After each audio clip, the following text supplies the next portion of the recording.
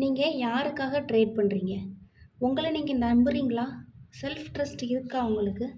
எப்போவுமே நீங்கள் ட்ரேடு யாருக்காக பண்ணணும் அப்படின்னா, அந்த ட்ரேடு வந்து உங்களுக்கு ஒர்க் ஆகணும். நீங்கள் வச்சுருக்க ஸ்ட்ராட்டஜி.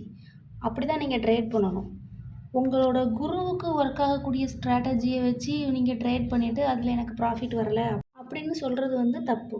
நிறைய ட்ரேடர்ஸுக்கு வந்து அவங்க எதில் குட்டாக இருக்காங்க, அவங்க எதில் பேடாக இருக்காங்க அப்படிங்கிற விஷயமே தெரியறதில்ல.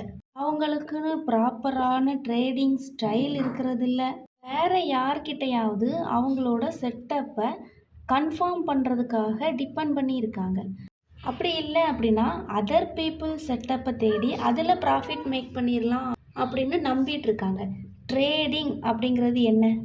ட்ரேடிங் அப்படிங்கிறது வந்து இண்டிவிஜுவல் பிஸ்னஸ்.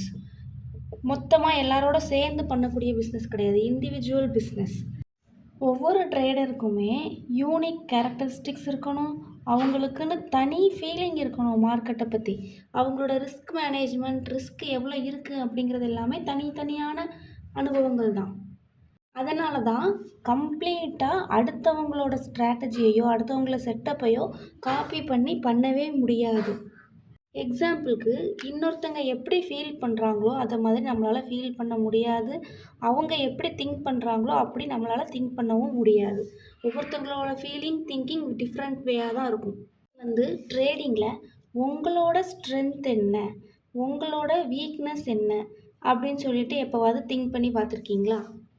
நீங்கள் எதை ட்ரேட் பண்ண விரும்புகிறீங்க, எங்கே நீங்கள் ஸ்டக் ஆகுறீங்க அப்படிங்கிறத நீங்கள் யோசித்து பாருங்கள்.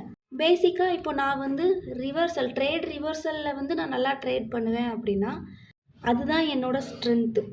உங்களோட ஸ்ட்ரென்த்து ட்ரேடிங்கில் உங்களோட ஸ்ட்ரென்த்து என்ன, நீங்கள் எதில் குட்டாக இருக்கீங்க, எதில் பேடாக இருக்கீங்க அப்படின்னு நீங்கள் திங்க் பண்ணி பாருங்கள். முடிஞ்சால் கமெண்ட் பண்ணுங்கள். தேங்க்யூ.